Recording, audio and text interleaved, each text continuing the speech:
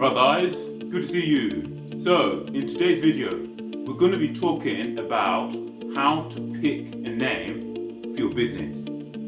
When trying to start a business, one of the first and very important things that you need to do is choose a suitable name. Now unfortunately, choosing a name is something that typically takes a lot of time. This is something that people often spend a lot of time on. In some cases, they will spend so much time on choosing a name that they completely forget about all the other aspects of starting a business. They just forget about everything else and they just become hyper-focused on choosing a name and end up even getting confused. In some extreme cases, they might even give up on their plans to start their business. Yes, some people even completely toss aside their plans to start a business because they can't come up with a suitable name. And that's really sad. And that's what I aim to solve in this video. In this video, I'll be sharing with you some practical tips to help you choose a suitable name for your business without it being a headache. Alright, so let's dive straight into it. Now, the first step for choosing a name for your business is to define what your business is. Okay, so that's the first step. Define your business. Okay, you must actually define what your business is. Okay, what is your business about? What does your business stand for or represent? What products or services are you going to offer? Okay, really sit down and think about what your business does. Really define your business. If you have a business plan, which is highly recommended, if you have a business plan, you can go back to your business plan and remind yourself, okay, what is your business about? The reason I'm saying this is because the name you choose might be directly linked to your business or what your business does. Okay? So in other words, what your business does could influence the name you choose. Okay? So this is the first step when it comes to naming a business. Okay? It's not picking the name, okay, we'll come on to that later on. But the first step is to define your business. Okay? And if you're struggling to actually define what your business is and what you do and the products and services that you're going to offer customers or potential clients, then it's not a bad thing, but I think you need to sort of postpone choosing a name. It's very important that you define what your business is. Okay, so that's the first step. Define your business. Now, the second step is to pick a name. Okay, now this is sort of the heart of everything, and it's the step that's not only the most exciting, but it's the step that typically takes the most time. Okay, so step number 2 is to pick a name. Now, because choosing a name for your business can take a lot of time, if you don't have any guidance, okay, you could be spending weeks and months trying to come up with a name. Okay, so to make your life a bit easier, okay, I'm going to give you some tips on helping you to pick a name. So, in regards to that, there are certain categories, that the business name will fall under. No matter what name you choose for your business, okay, your business name will most likely fall under one of these categories, which I'm about to share with you. So I want you to listen carefully, okay? Listen carefully and make sure you're taking notes. Now, the first category of business name is a suggestive or descriptive name. Okay? Now, you can call it either a suggestive name or a descriptive name. Okay? So, that's when the name suggests or describes what the business is about. Okay? So, the name itself suggests or describes what the business is about. Now, this naming strategy tends to be quite popular among small businesses. Okay? Simply pick a name that sort of describes or hints at what the business is. That's what a suggestive or descriptive name is. And going forward, although you can use either of those terms, suggestive or descriptive, going forward, I'm going to use descriptive. Alright, but it basically refers to the same thing, suggestive or descriptive. But I'm going to call it descriptive going forward. So, this is the first strategy that you can use to name your business. Okay, just define what your business does, and that's why I included the first step. Okay, where I asked you to define what your business does. Because if you want to use this popular naming strategy, it's important that you actually define what your business is, so that you can give it a name that sort of implies or tells people what your business is all about. Now, although it's a highly popular and effective strategy for naming a business, using a descriptive name does have one huge drawback that I just want to make you aware of. Okay? If you choose to use a descriptive name, there's nothing wrong with it on the surface, but you have to understand that businesses can change and evolve over time. You might start off your business just focusing on one particular service or product, but say for instance in the future, or just imagine in the future, okay, a couple of years down the line, you want to expand your business and you now want to start offering other services or new products. Okay, such things happen. Okay, such things happen. Now the problem is that if you've given your business a name that directly implies a particular product or service, if you try and expand it by offering new products or new services or doing new things, then the name would sort of sound like a misfit. It wouldn't sound appropriate anymore. So that's the potential drawback with using a descriptive name. If you want to expand your business in the future, it could cause problems. So to that degree, now you can disagree with me if you want, but I feel that it might be better not to use a descriptive name, but instead to give your business a name that doesn't describe any particular product or service. That would make your business name more quote unquote future proof. Okay? It would allow you to expand your business in the future without the name becoming a misfit. However, if you're going to use a descriptive name for your business, you should make sure that you are prepared to stick with that particular niche or industry long term.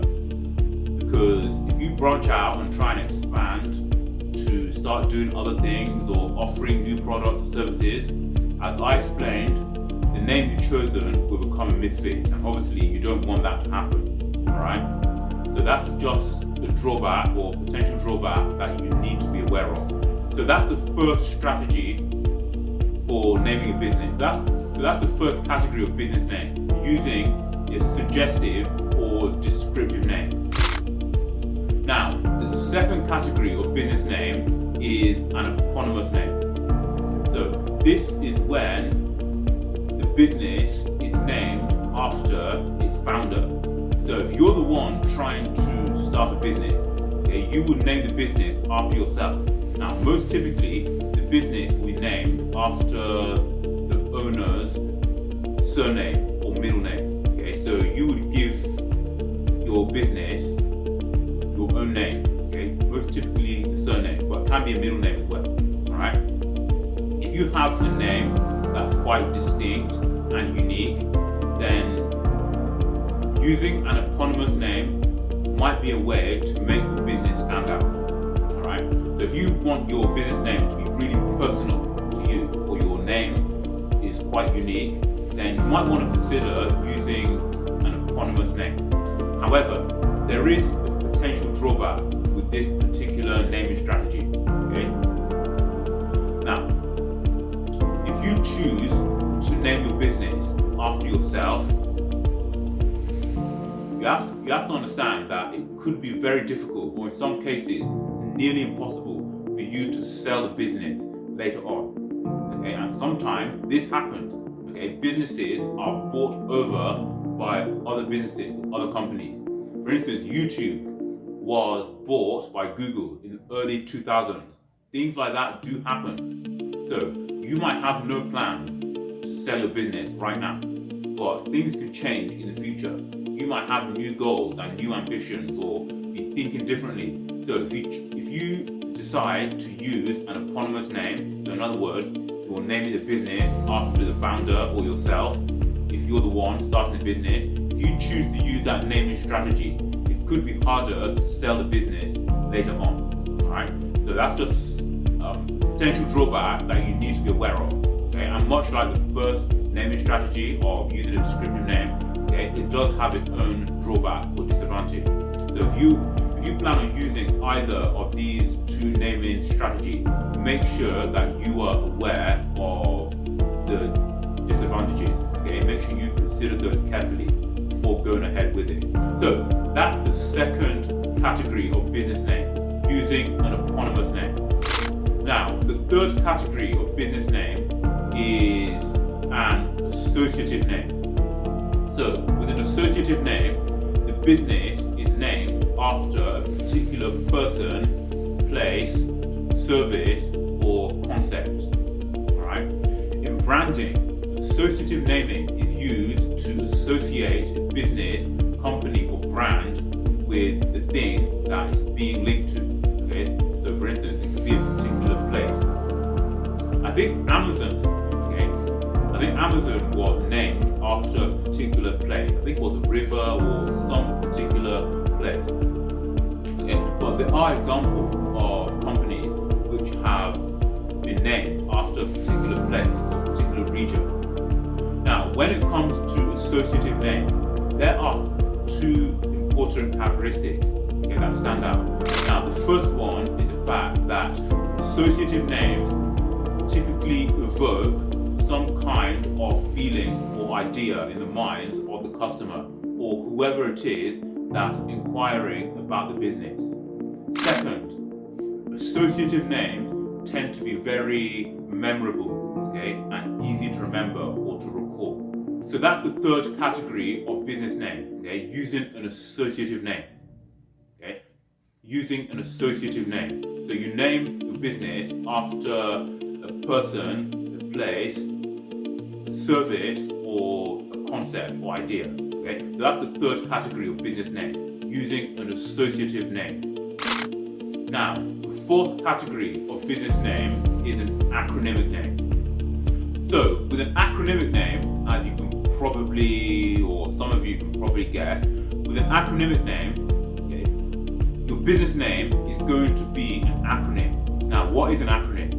Okay, so for those of you that aren't sure, an acronym is a combination of letters where each letter is the first character of a particular word.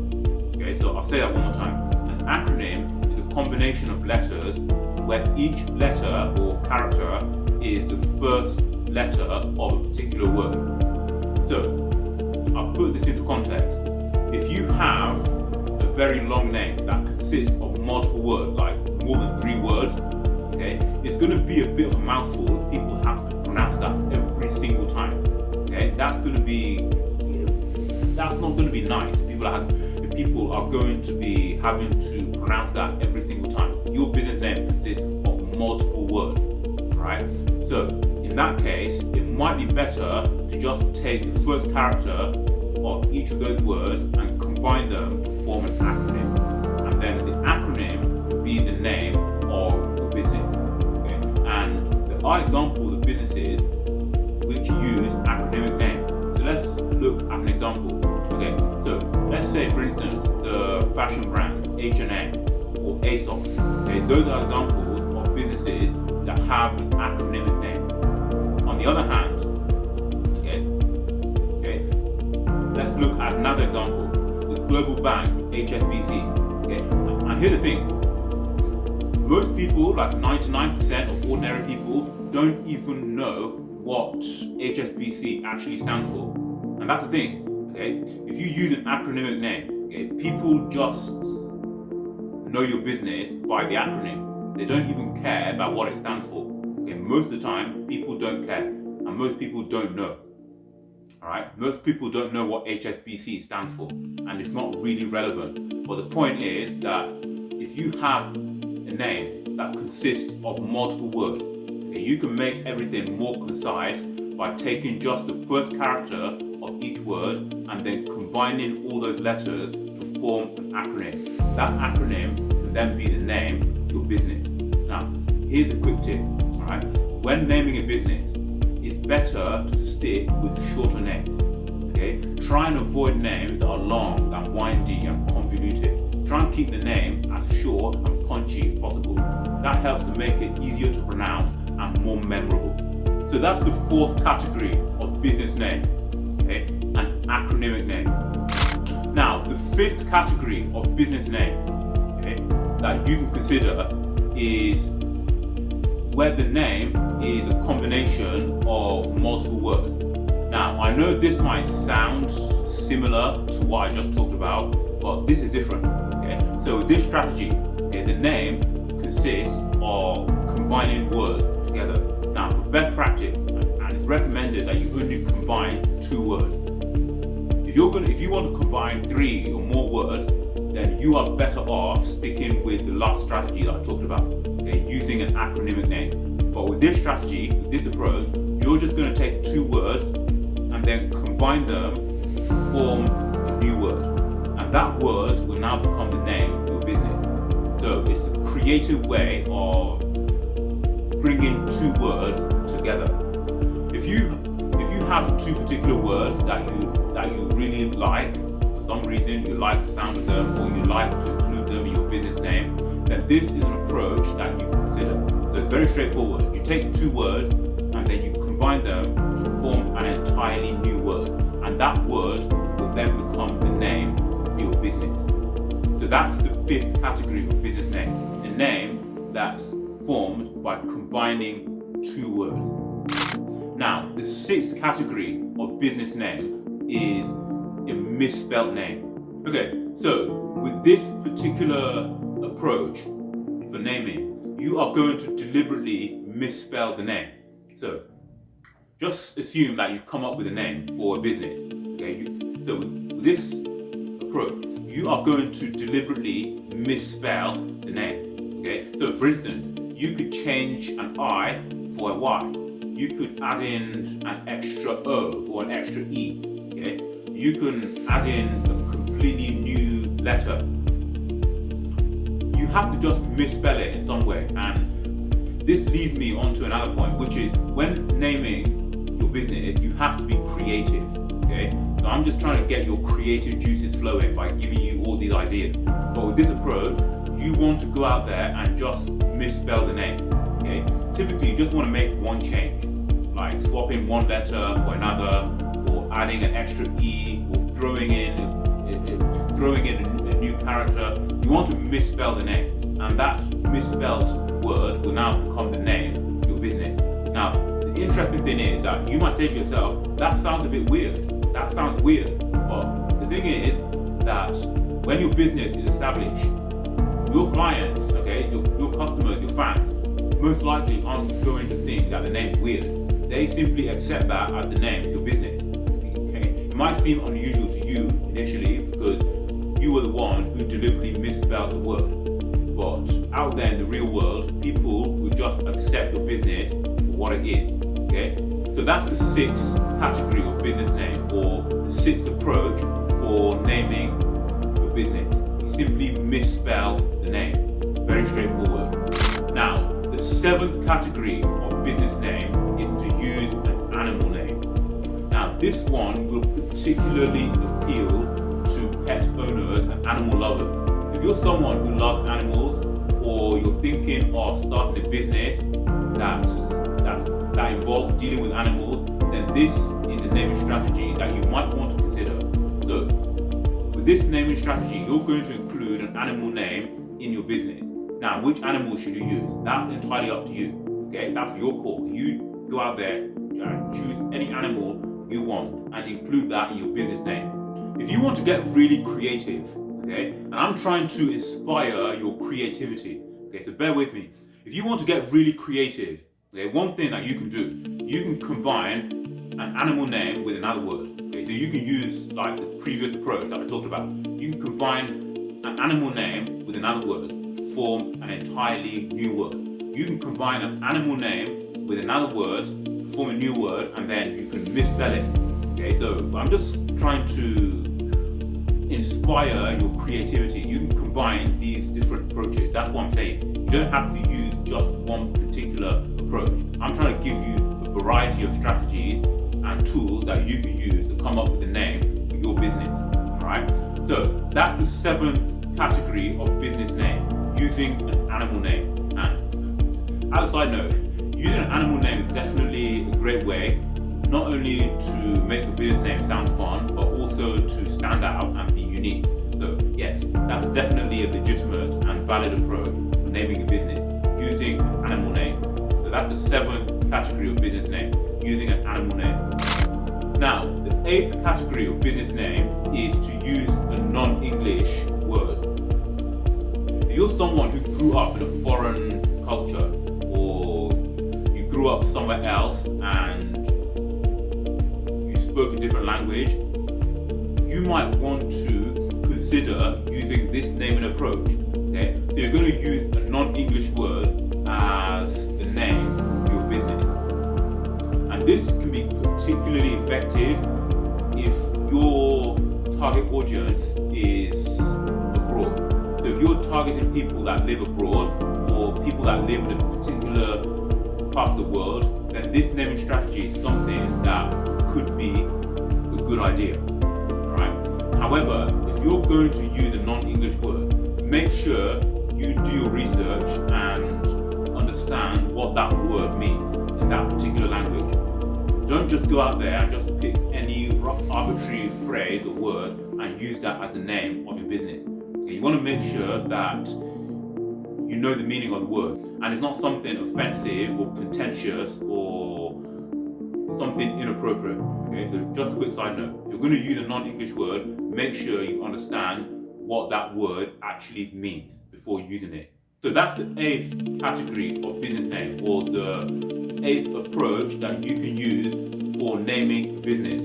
Once again, you can combine multiple of these strategies to come up with your business name. You just have to be creative. Alright? So at this point, you should have a solid arsenal of tools and tips that you can use to come up with a unique name for your business. Okay? So this is the 2nd step. The first step was to define the business. The 2nd step, which is what we've just covered, is to actually come up with a name for your business. Now, the 3rd step is to check the availability of your business name. With millions of registered businesses in the UK, there is no guarantee that the name you've chosen will be available. Okay, so this 3rd step is very, very important. Now, just as a side note, I'm saying this from the perspective of someone living in the UK. Okay, so I'm based in the UK. I've lived here my whole life, and so I'm sort of saying this from the viewpoint of someone living in the UK. However, the naming strategy that I just talked about in the previous step, they apply to all businesses, pretty much all businesses, and it doesn't matter where you live. But I'm just making you aware, depending on where you live, okay, if you're living outside of the UK, just know that I'm currently based in the UK. So I'm saying this from the perspective of someone living in the UK. So once again, in the UK, there are thousands and millions of businesses, registered businesses. So there's a chance that the name you've chosen might not be available. So this is step number 3. You have to actually check that your name is available. Now, the first step for doing that, okay, is to use a company name checking tool. Now, if you go online, there are various company name checking tools out there. Now, the one that I would recommend is Tide's Company Name Checker. Okay, this allows you to quickly check whether a particular business name is available. Okay, so say for instance, okay, imagine you want to start a limited company. Okay, now in the UK, a limited company is one of the various options that you have for registering a business. Now, I've already made a separate video explaining the various options available for registering a business in the UK. Okay, so at the end of this video, make sure you watch that, okay? If you haven't seen it already, okay? So I explained the various options for registering a business in the UK. Make sure you watch that video. Okay, so back to it. Imagine you want to start a limited company, okay? And you've come up with a name for your business, okay? You can use Tide's company name checking tool to check whether that name is actually available. And it's very straightforward. You simply enter your name and that's it. Within about less than half a minute, typically within 10 seconds, it's going to tell you whether that name is available. Okay? It will basically cross-reference and check the name you put in against all the thousands and millions of registered business names, and it will tell you if that name is available.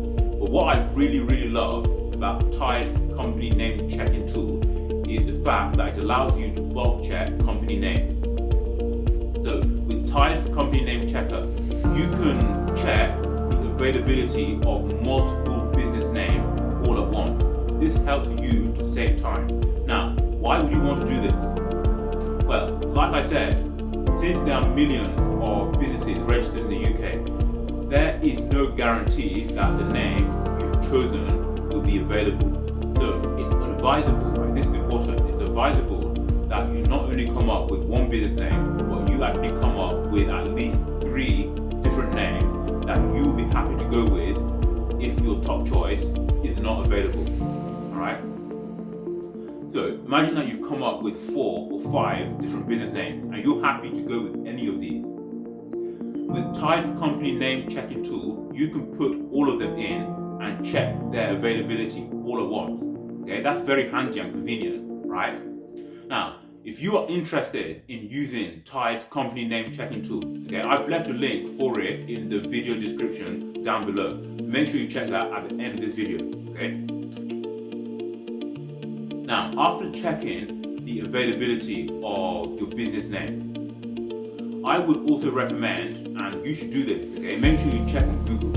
Now, after checking the availability of your business name, okay, so at this point, I'm assuming that the name you want for instance, your limited company is actually available.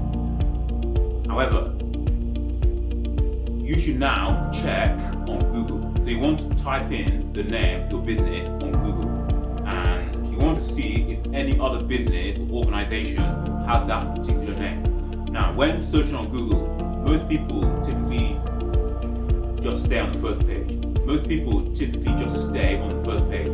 But for the purpose of this exercise, okay, I would recommend that you check at least the first and the second page of Google.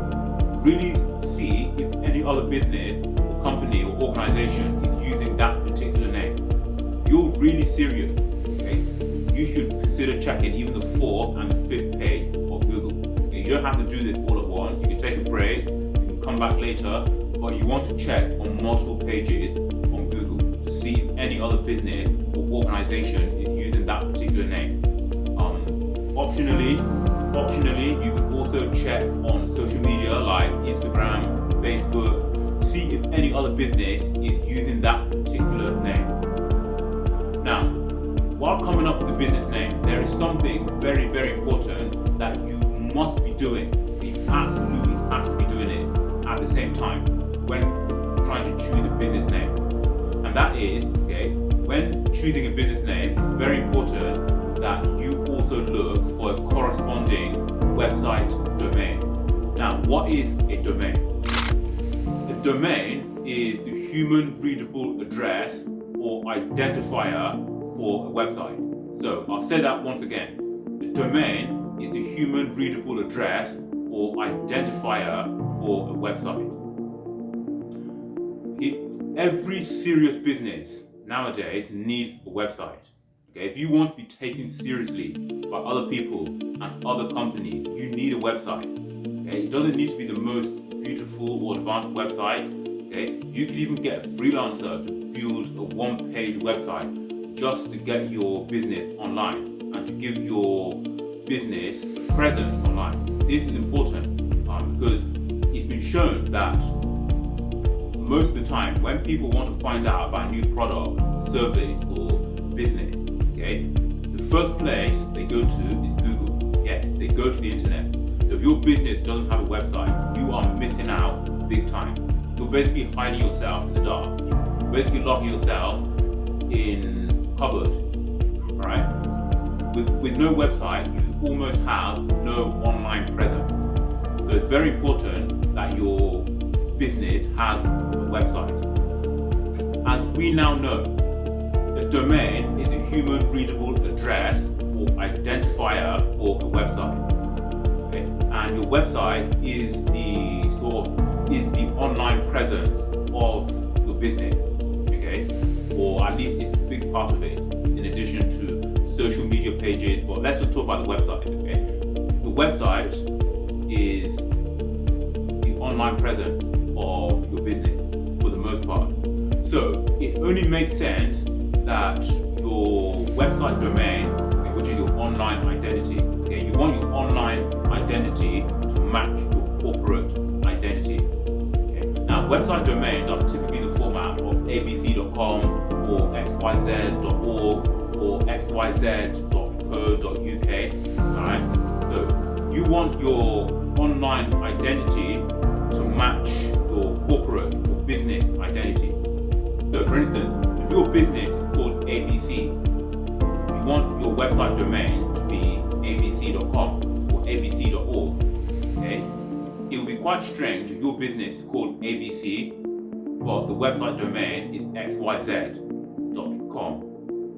It's not illegal, but it will be quite strange and it will end up confusing a lot of people. Basically, you don't want that. Alright? Your website domain should reflect or should be the same as your business name. That is why when choosing a business name, it's important that you also try and find the corresponding website domain. So your business is called ABC.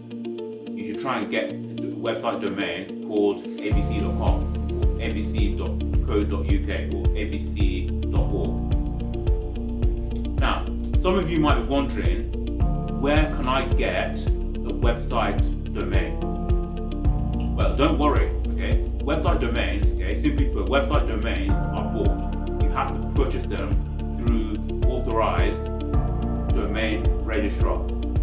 Now, if you go online, there are numerous domain registrars from which you can buy a website domain. Okay, so these domain registrars all sell website domains. They sell website domains to individuals or companies. Now, if you have no idea which domain registrar to use, I would recommend using either NameSilo or Name.com. Okay, my top choice is Name.com. NameSilo is also great and has some of the best prices on the internet, but the user interface isn't as easy to navigate.